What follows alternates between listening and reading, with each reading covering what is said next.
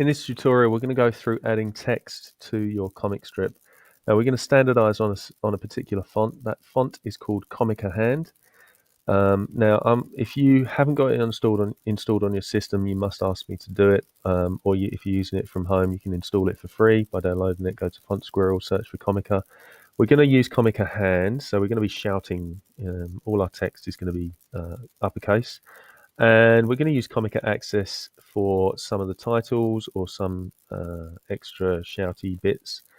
Just bear that in mind. So anyway, make sure they're installed on your computer before you start this next bit. Otherwise, the sizing will kind of be a little bit off. Okay, so we're going to create an area for our text to go.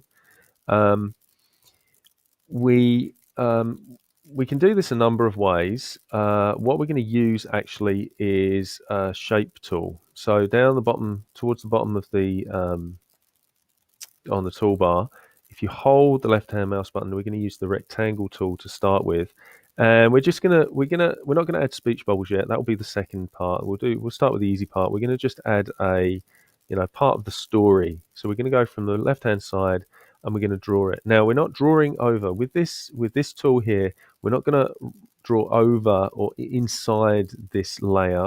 It's going to create its own layer, and you can see that now I've drawn this rectangle. A rectangle layer called rectangle 1 has been created. Now you can actually rename these. If you double click on the text, you can actually type something else there. So just bear that in mind if you want to organize your files or organize your layers, a little bit better. So we've created this space. We're now going to add the text. So we click on the T for text tool, and we just click anywhere in that area, and we start typing. We don't draw. We can, but we're not going to. So we're just going to draw. We're going to type the story. So Andrew finishes school and waves to his friends. Okay, so now I can move this text anywhere I want. So because as I click the text tool, it created another layer for my text. Okay, so you can see here I've got this T layer, which is the text layer, above my rectangle layer. Now I'll show you why it's so important to get the organization right. So if I drag this rectangle above the text layer, so my text is now underneath my rectangle, I can't see my text. That's not to say my text isn't still there. It absolutely is, but it's, if it's not in the right layer, you won't see anything. Okay, so we drag that T text layer up to the top so we can see it. Now again, we're going to standardize on some of these. Now my font that I had selected, I'm going to click T again and select all my text. Now the font I'd already selected was Comica Hand. Odds are you'll have something else. You might have Arial or something else. We're not going to standardize on that. And I'm just going to zoom in so you can see what's going on here. So the shortcut of moving around, it doesn't work in the T tool because obviously the spacebar in the T tool is a space. So you have to select another tool. You can select the hand tool to move around or just anything and hold down the spacebar. So I click the T tool and select the text. Now, as I said, we're going to standardize on the font, and that's going to be Comica Hand. And we've got a number of Comica hands. So sorry, we're in the text tool, and at the top here we've got the options of the font. Okay, that's the font family. So if you're not sure what it's called, you can actually start typing Comica, and it will show you all the different Comicas that are available. We're just going Comica regular for now. When you've got the correct font, you'll find that some of these fonts have different styles. We're going to go with Comica Hand regular. And we're going to standardize on the size. Again, this is your general text. We're going to standardize on 7 point. Okay. All right. So we have this above the rectangle tool. We're going to do one thing to this rectangle tool, and we're going to add a border around it. So we've selected the rectangle tool, and we go to Layer, Layer Style, and Stroke. And we're going to set that to, we're going to set that to 5. That's fine. If you had selected that and we went to layer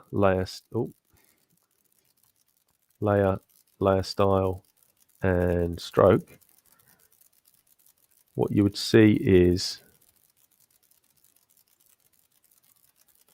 very little. So you must select the correct layer to do that. Okay, so it's no point adding stroke effect to the text. You have to add it to the rectangle. Okay, so this rectangle, we have the text. So we move the text to inside the box. Now, if you want to do fine tuning stuff, so generally it will Photoshop by default will snap into certain guides and it will assume certain distances and it will snap into those. You can turn it off, but actually it's quite useful, so I'd recommend you leave it on.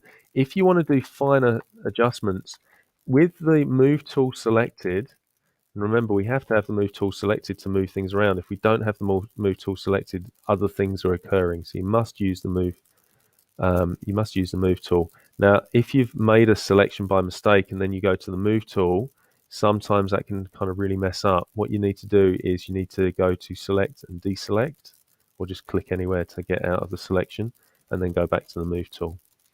Okay, so if you get your text roughly where you want it, you can use the arrow keys on your keyboard to move it in small increments. Okay, so just bear that in mind.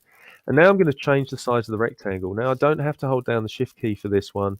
It's okay to just stretch it to where we want it. Okay, so we've got Andrew finishes school. I'm just going to check, apply the transformation because I changed the size of the rectangle. I'm just going to click on the text tool and select this text. I'm just going to check some settings. Now, these are the basic settings: the name, the style, the size, whether it's sharp. We'll stick with sharp, that's fine. There's additional properties in this folder here, and I'm just going to check the sizing. Everything's fine there. We might change the line height. It's currently on auto, but we might change that later. Anyway, get rid of that. We don't need that. Okay, so I'm just going to zoom out and see what that looks like. If you find these things, these little boxes and selections are getting in the way, you can untick Show Transform Controls just to get an idea of what it looks like without them. Okay. When you're positioning things, look to standardize some of the margins that you give yourself, and make sure you absolutely do not. Sorry, zoom out a little bit. Do not, do this and do, okay, I'm going to, right, that joins there and that joins there. Space is essential. You must give everything space. All right, so we've given space to the document by giving it a margin there. Give the text space between the line that surrounds it and the start of the text. Make sure there's a gap and make it equal. Make sure it's balanced. If you jam everything together, it looks really uncomfortable. Okay, so that's the first text that we're going to add, and that's just kind of explaining the story. We're now going to go into, on the next video, how to add speech bubbles and thought bubbles, which is the more complex thing. So do this for now, and then next video we'll go through the speech bubble.